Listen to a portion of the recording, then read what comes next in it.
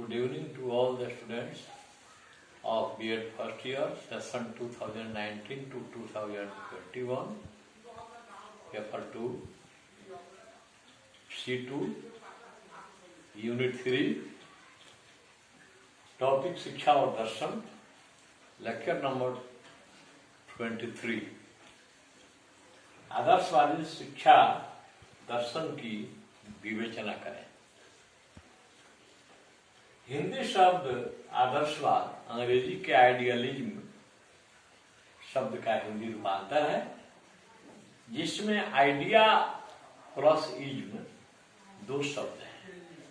बीच में यल अक्षर उच्चारण के सौंदर्य हेतु प्रयुक्त किया गया है, जिसमें आइडिया का अर्थ होता है विचार, इज्म का अर्थ होता है वाद, अर्थात विचारवाद। इसीलिए इसे विचारवाद भी कहते हैं। आदर्शवादी विचारकों में Plato, Berkeley, Hegel, Immanuel Kant, Gentile, सुकरात, टायलर, कोलरिज, जेम्स आदि के नाम अग्रणीय हैं, जिन्होंने विचारों और तर्कों को ही महत्व दिया है। आदर्शवाद के मूलभूत तत्व, आदर्शवाद की तत्व मीमांसा, ये इसको 5 उप शीर्षकों का अंदर रखकर अध्ययन किया जाता है। एक है आत्मनिष्ठ आदर्शवाद। इसके प्रवर्तक थे बर्कले। इनका मानना है कि केवल बाह्य जगत जो है वह केवल मन का प्रत्यक्षीकरण है और कुछ नहीं है। दूसरा है वस्तुनिष्ठ आदर्शवाद। इसके प्रवर्तक प्लेटो है। इन्होंने यह माना है कि केवल विचार ही सत्य है और सब असत्य है। तीसरा है निरपेक्ष आदर्शवाद। इसके प्रवर्तक हैं हीगल।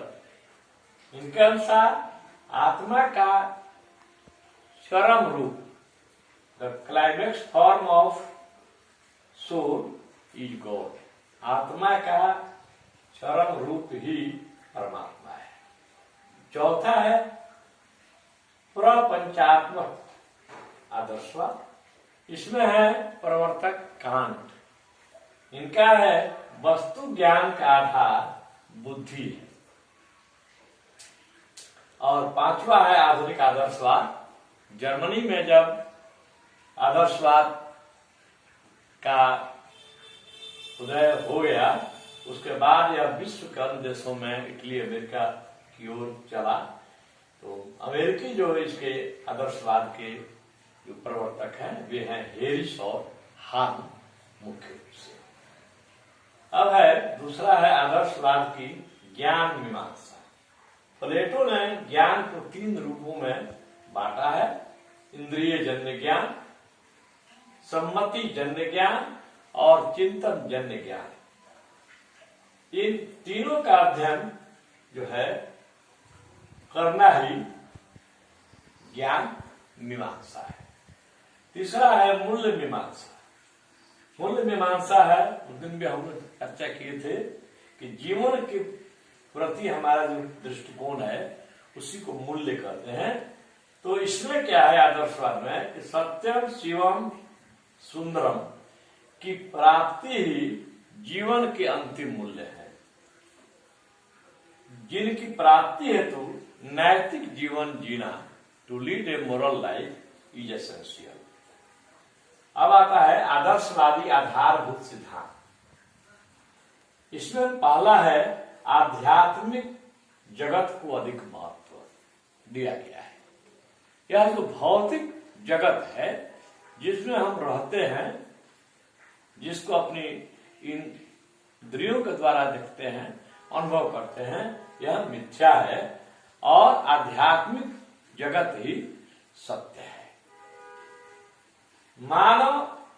दूसरा है मानव व्यक्तित्व में विश्वास। मानव का जो व्यक्तित्व है उसका अधिकतम विकास यही है मानव व्यक्तित्व में विश्वास। तीसरा है अनेकता में एकता। इसका बोध कराना ही शिक्षा है।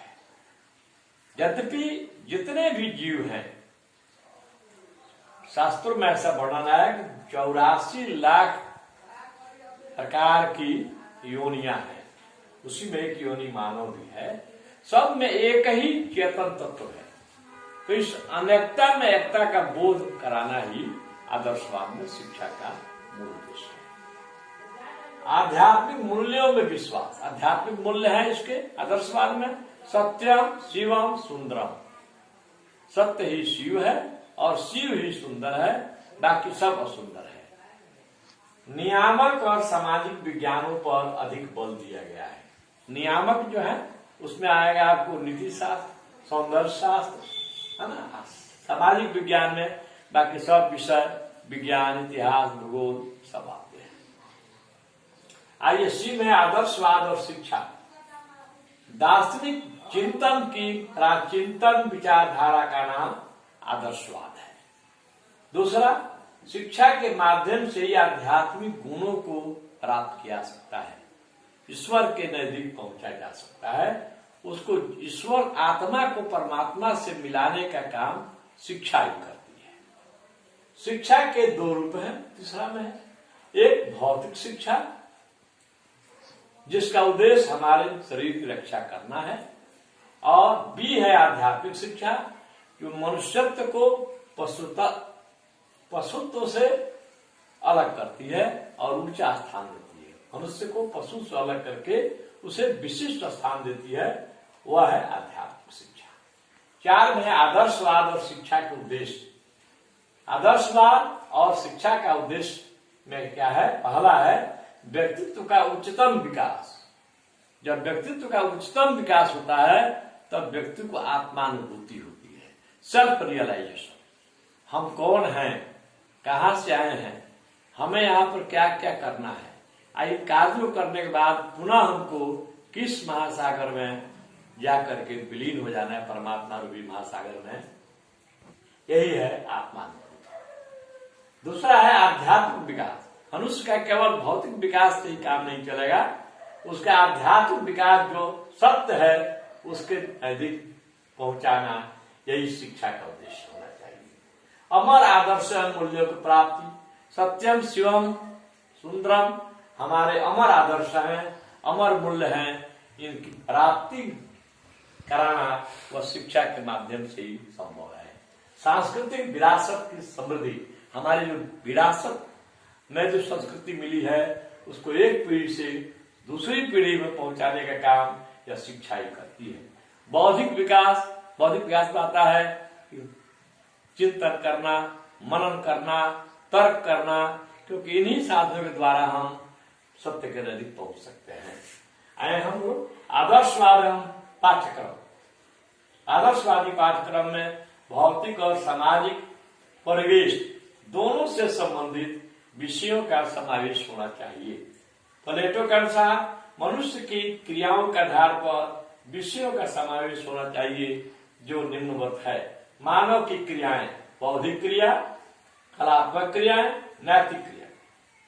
बौद्धिक क्रियाओं के लिए हमें भाषा, साहित्य, इतिहास, भूगोल, गणित, विज्ञान इत्यादि विषयों का अध्ययन कराना चाहिए।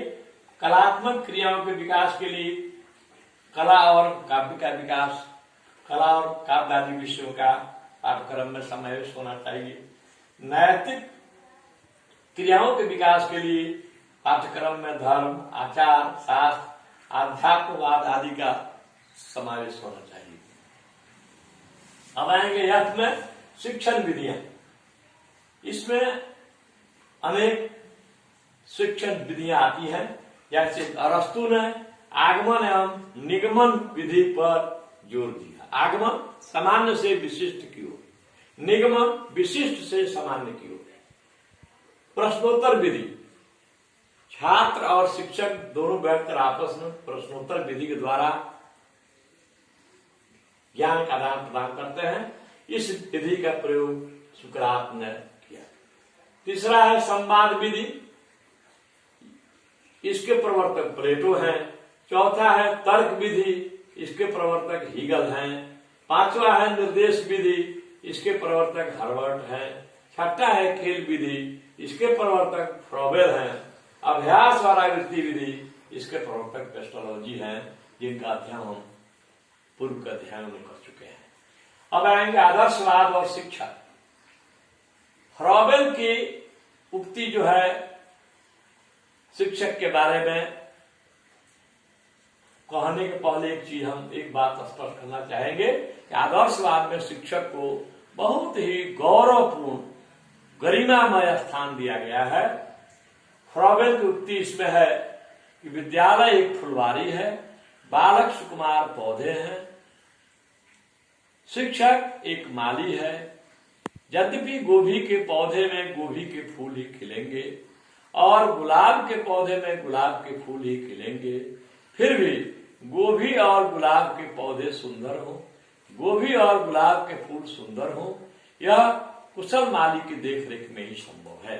हमारे वेद में भी, वेद शास्त्र में भी इसके गुरु की महिमा का वर्णन किया गया है। जैसे गुरुर ब्रह्मा गुरुर विष्णु गुरुर्देवो महेश्वर, गुरु साक्षात परम ब्रह्म तस्मै श्री गुरुवे नमः। अर्थात गुरु को बहुत ऊंचा स्थान इसमें दिया गया है। गुरु उसी को कहते हैं जिसमें गुरुत्व होता है, जिसमें भारीपन होता है, जिसमें दूसरों को आकृष्ट करने की शक्ति होती है, वही गुरु होता है। आए आदर्शवाद और बालक, इसमें है कि चूंकि बालक सुकुमार पौधा है, उसे उच्च आदर्शों की प्राप्ति हेतु गुरु का कर्तव्य है कि उसे उन उच्च आदर्शों की ओर उसे प्रेरित किया जाए। छात्र को ब्रह्मचारी, आत्मसंयमी, चिंतनशील, मननशील और गुरु के आदेशों का पालन करने वाला होना चाहिए। नेक्स्ट, आदर्शवाद और विद्यालय। विद्यालय एक ऐसा स्थान है जहां बालक को सांस्कृतिक एवं आध्यात्मिक गुणों को अर्जित करने का अवसर मिलता है। अतः विद्यालय को स्वच्छ, साफ सुथरा, उसका परिवेश सुंदर, सुरम्य, मनोहारी होना चाहिए, है ना। आदर्शवाद और अनुशासन। आदर्शवाद में अनुशासन में स्वानुशासन पर बल दिया गया है। बच्चे स्वतः अनुशासित होंगे। अनुकरण अनुशासन पर बल दिया गया है। बच्चे शिक्षक को देखकर, शिक्षक के आचरण को देखकर, शिक्षक यदि अनुशासित होंगे तो बच्चे स्वतः अनुशासित हो जाएंगे। यही अनुशासन इसमें, यानी स्वानुशासन और अनुकरण अनुशासन पर विशेष बल दिया गया है। अब आएंगे हम लोग मूल्यांकन पर। मूल्यांकन में गुण आता है। शिक्षा के उद्देश्यों को व्यापक स्वरूप दिया गया है। दूसरा, शिक्षक को गरिमामय स्थान इस आदर्शवाद में दिया गया है, बहुत ऊंचा स्थान दिया गया है। छात्रों के नैतिक एवं चारित्रिक विकास पर बल दिया गया है, जो कि आज के युग में भी बहुत प्रासंगिक है। चौथा है, पाठ्यक्रम में सभी क्रियाओं पर एक समान जोर दिया गया है। पांचवा है, दमनात्मक अनुशासन का कड़ा विरोध एवं बच्चों के स्वानुशासन पर जोर दिया गया है, जो आज के युग में भी काफी प्रासंगिक है। अब है दोष। इस आदर्शवाद में जो उद्देश्य हैं वे अव्यावहारिक हैं, जिनका संबंध दूरस्थ भविष्य है, वर्तमान से नहीं है। दर्शन एवं आध्यात्मिक मूल्यों पर अधिक जोर दिया गया है, जो उपयुक्त नहीं है। प्रयोगात्मक शिक्षण विधियों की उपेक्षा की गई है, जो वर्तमान युग की जरूरत है, क्योंकि प्रयोग के द्वारा ही बच्चे अधिक ठोस जानकारी प्राप्त करते हैं। चौथा, आध्यात्मिक विषयों पर अधिक जोर दिया गया है, वैज्ञानिक विषयों पर नहीं।